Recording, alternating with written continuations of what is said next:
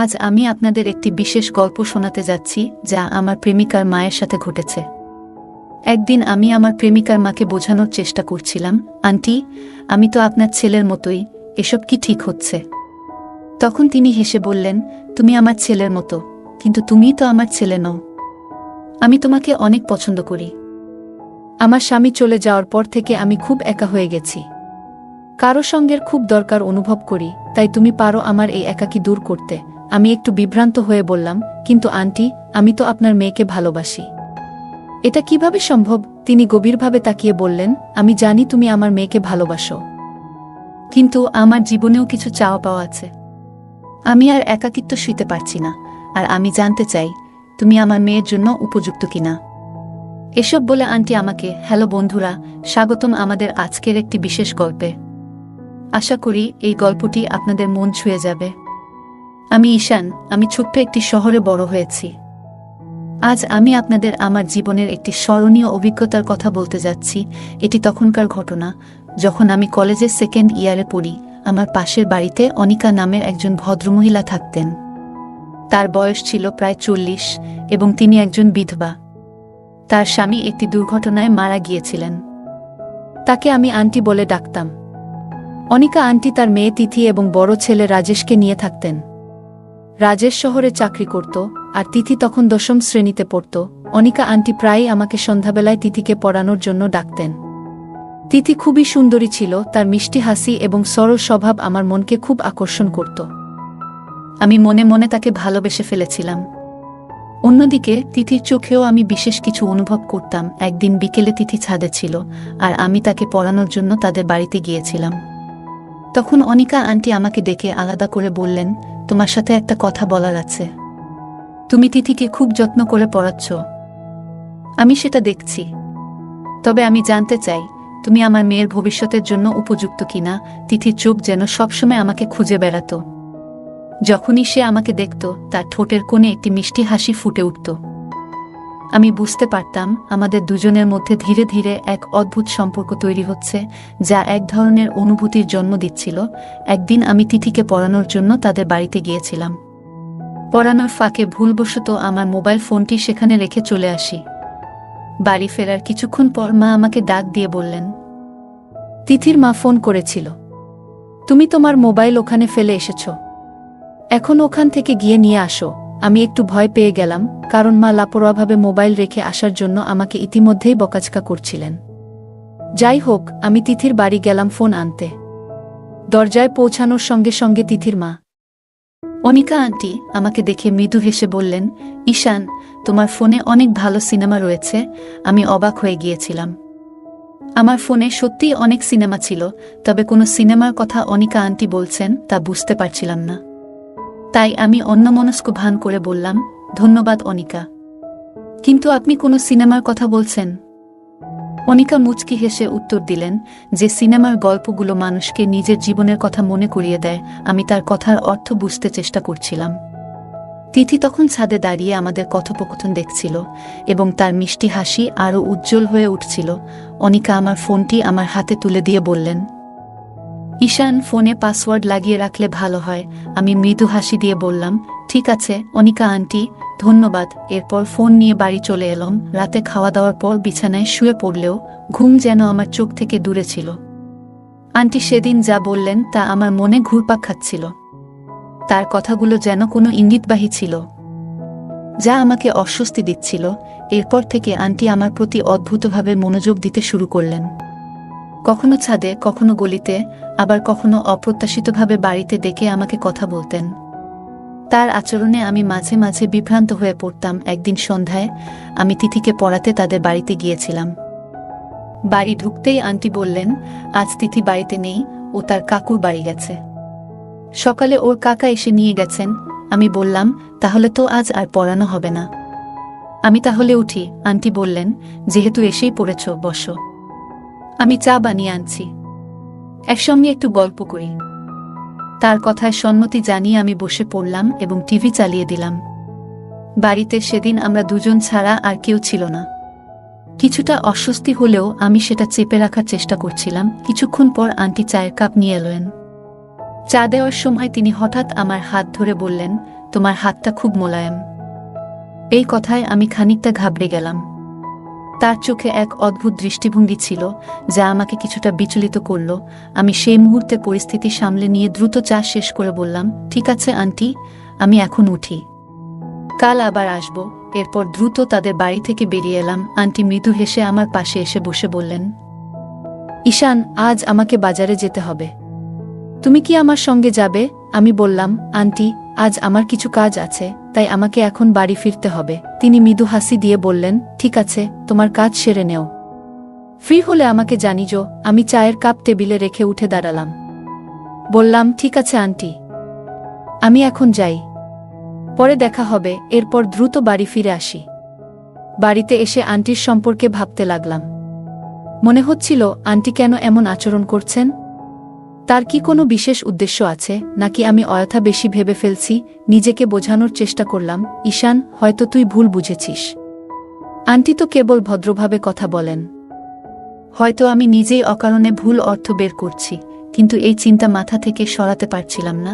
ঠিক তখনই মা আমার ঘরে এসে বললেন, ঈশান, বাজার থেকে কিছু জিনিস আনতে হবে, তাড়াতাড়ি গিয়ে নিয়ে আয়। আমি বললাম, ঠিক আছে মা, আমি এখনই যাচ্ছি। এমন সময় আন্টি মায়ের ফোনে কল করলেন।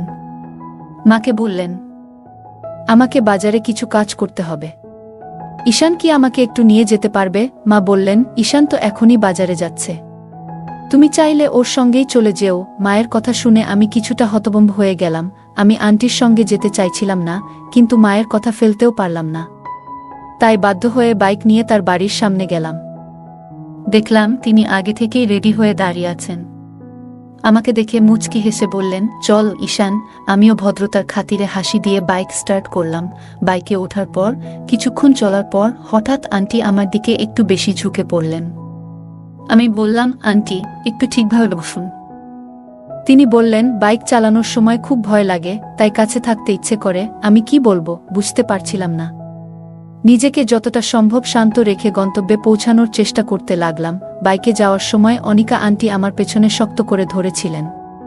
তিনি বললেন, বাইক চলার সময় খুব ভয় লাগে, তাই একটু শক্ত করে ধরে আছি।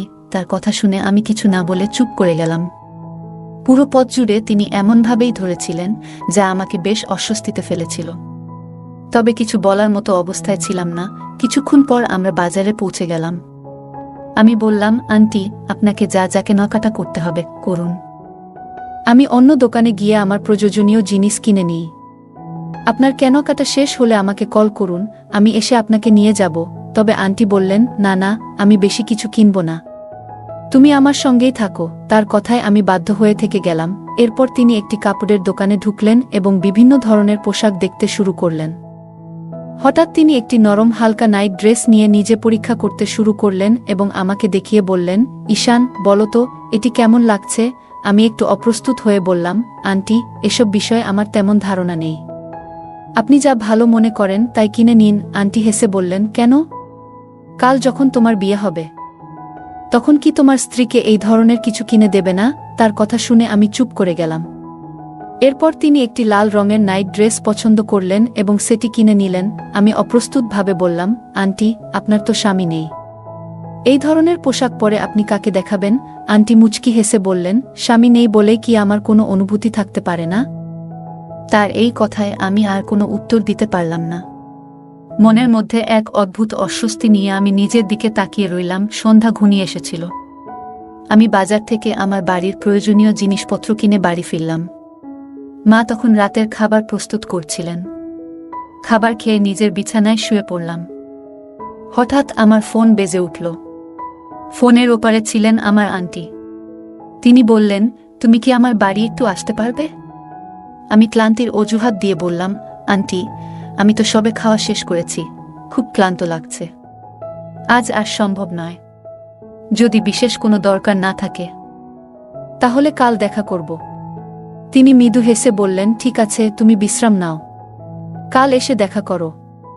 আমি শুয়ে শুয়ে আন্টির মেয়ে তিথির কথা ভাবতে লাগলাম। ওকে আমার খুব ভালো লাগে, মনে হয় ওর প্রতি আমার বিশেষ অনুভূতি তৈরি হয়েছে। ওর অনুপস্থিতিতে সময় যেন থমকে থাকে।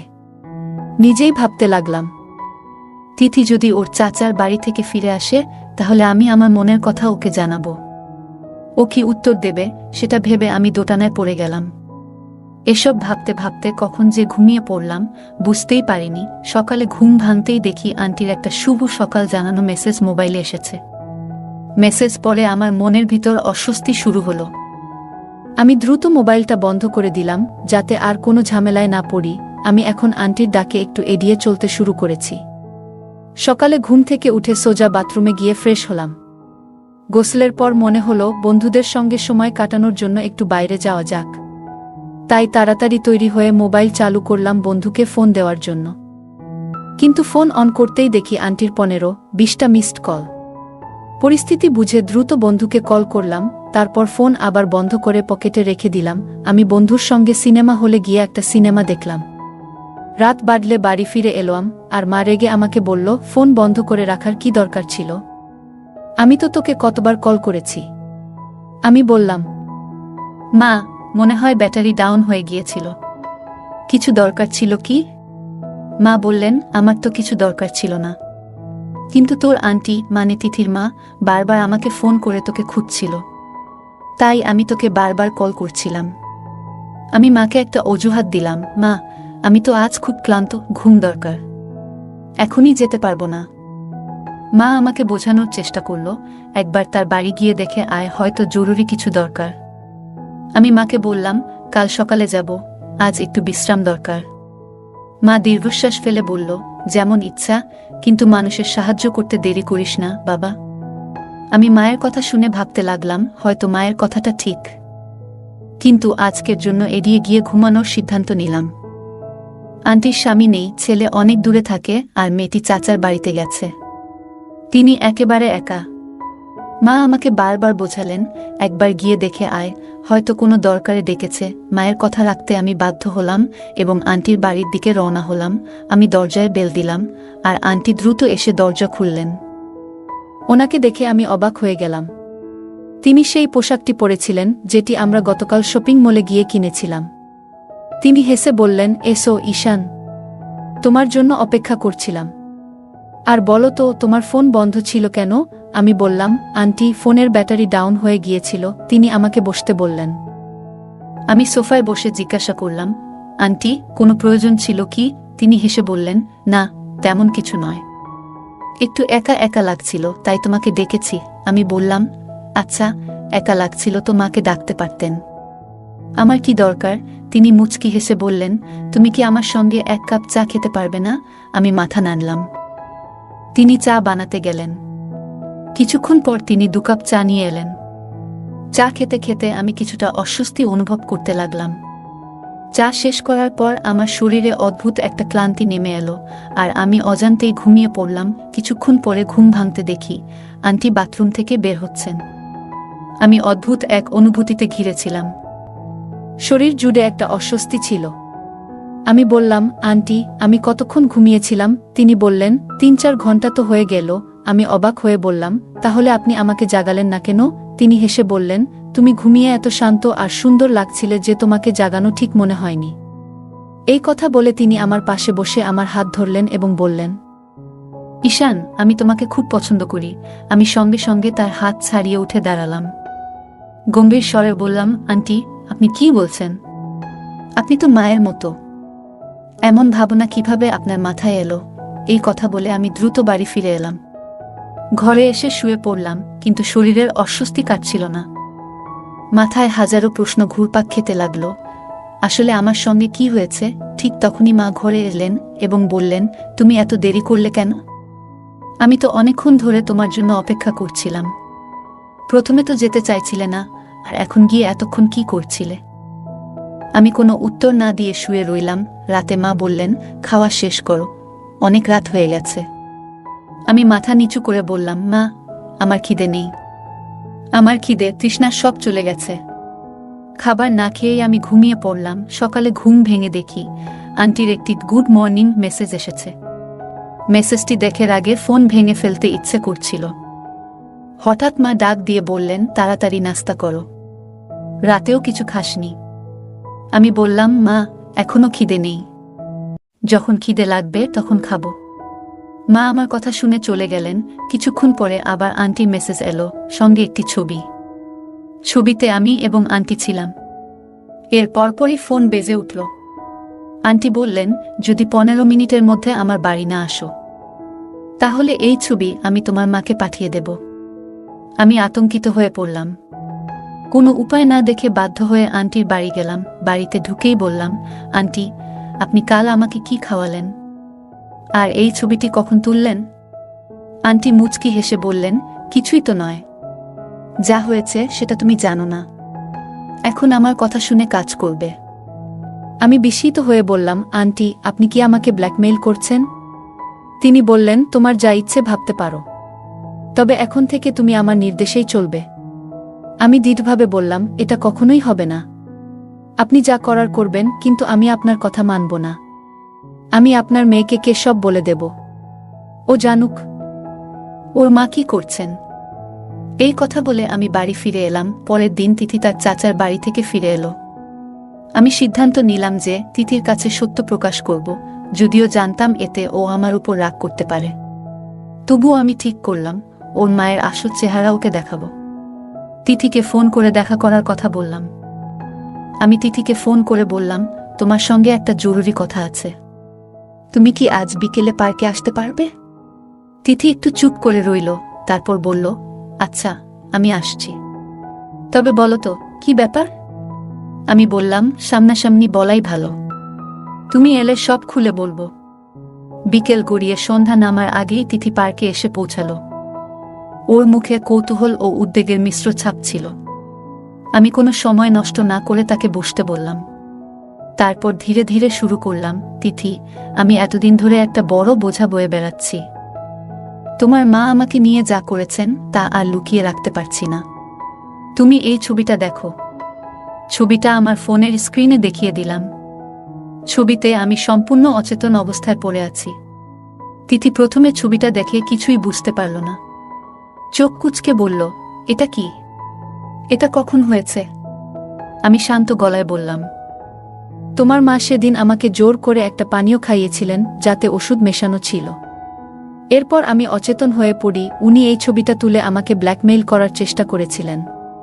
উনার উদ্দেশ্য ছিল আমাদের সম্পর্ক ভাঙা। উনি আমাকে তোমার থেকে দূরে সরিয়ে দিতে চেয়েছিলেন। তিথি হতবাক হয়ে গেল।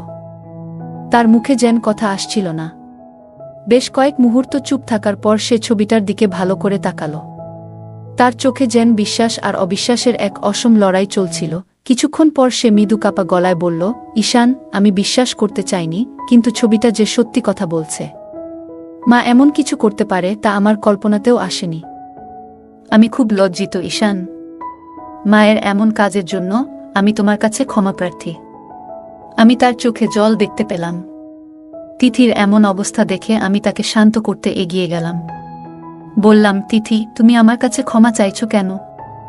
এটা তোমার দোষ নয়। তুমি আমার কথা বিশ্বাস করেছ, এটাই আমার কাছে অনেক বড় ব্যাপার। এটা তোমার মায়ের কাজ, তোমার নয়। আমি জানি তুমি কখনো এমন কিছু করবে না। তিথি আমার কথা শুনে চলে যেতে চাইল। তার মুখে এক অদ্ভুত দৃঢ়তা, যেন কিছু বলতেই চাইছে, কিন্তু সাহস পাচ্ছে না। আমি দ্রুত এগিয়ে গিয়ে তার হাত ধরে থামালাম। গলাটা শুকিয়ে আসছিল, কিন্তু সাহস সঞ্চয় করে বললাম, তিথি, আমি তোমাকে ভালোবাসি। জানি না এই মুহূর্তে এসব বলা ঠিক হচ্ছে কিনা, তবে আমি আর এক মুহূর্ত তোমার থেকে দূরে থাকতে পারবো না। যখন তুমি তোমার চাচার বাড়িতে ছিলে, প্রতিটি মুহূর্ত আমার কাছে অসহ্য ছিল। আমি প্রতিদিন শুধু তোমার মুখটা দেখার জন্য বেঁচেছিলাম। সত্যি, আমি তোমাকে খুব ভালোবাসি। আমার কথা শুনে তিথি স্তব্ধ হয়ে গেল। চোখের কোণে লজ্জার লালিমা খেলে গেল, কিন্তু সেই লজ্জার আড়ালে আনন্দের ঝিলিকও ছিল। কিছুক্ষণ চুপ থেকে সে নরম গলায় বলল, ঈশান, আমিও তোমাকে ভালোবাসি। অনেক দিন ধরেই বলতে চেয়েছিলাম, কিন্তু সাহস হচ্ছিল না। আমার মনে হয়েছিল তুমি হয়তো আমার এই অনুভূতি বুঝবে না। তার কথা শুনে আমার বুকের ভেতর আনন্দে যেন ঢেউ খেলে গেল। আমি তখনই বুঝতে পারলাম, এই ভালোবাসা শুধু আমার নয়, দুজনের। তিথি এক পা এগিয়ে এসে ফিসফিস করে বলল, আমাদের দ্রুত বিয়ে করা উচিত। আমি আর মায়ের সঙ্গে থাকতে পারবো না। তার প্রতি আমার যতটা শ্রদ্ধা ও ভালোবাসা ছিল, সব শেষ হয়ে গেছে। তার নিয়ন্ত্রণ থেকে বেরিয়ে আসতে চাই। তিথির কথা শুনে আমি হতভম্ব হয়ে গেলাম। এতদিন তার মায়ের সঙ্গে তার সম্পর্ক যে এমন তিক্ত হয়ে উঠেছে তা আমি বুঝতেই পারিনি। আমি তার কাঁধে হাত রেখে বললাম, তিথি, চিন্তা করো না, আমরা একটা সুন্দর ভবিষ্যৎ তৈরি করব। কিন্তু সমাজের নিয়মও আমাদের মানতে হবে। তুমি 18 বছর হলে আমরা বিয়ে করব। আমি প্রতিশ্রুতি দিচ্ছি, তোমার জীবন সুখী করার জন্য আমি সবকিছু করব। তিথি শান্ত হয়ে আমার দিকে তাকালো। তার চোখে ভালোবাসা আর বিশ্বাসের মিশ্রণ স্পষ্ট ছিল। আমরা সেদিন একসঙ্গে একটা প্রতিজ্ঞা করলাম যে আমাদের সম্পর্ককে কোনো কিছুই আর দুর্বল করতে পারবে না। সময়ের সাথে তিথি 18 বছর পূর্ণ করল। সমাজের সমস্ত নিয়ম মেনেই আমরা একে অপরের জীবনসঙ্গী হলাম। আমাদের বিয়ে ছিল একেবারে সাধারণ, কিন্তু আমাদের ভালোবাসা ছিল অসাধারণ। বন্ধুরা, আমি সেই ছেলেদের একজন নই যারা শুধু মুখে ভালোবাসার কথা বলে কিন্তু হৃদয়ে তা অনুভব করে না। তিথি আমার জীবনের আলো, আমার প্রতিটি মুহূর্তের কারণ। ভগবানের কাছে আমি কৃতজ্ঞ, যিনি আমার ভালোবাসাকে আমার কাছে ফিরিয়ে দিয়েছেন। তো বন্ধুরা, এই ছিল আজকের গল্প। গল্পটি কেমন লাগলো তা কমেন্ট করে অবশ্যই জানাবেন। ভিডিওটি ভালো লাগলে লাইক, শেয়ার এবং চ্যানেলটি সাবস্ক্রাইব করতে ভুলবেন না। ধন্যবাদ।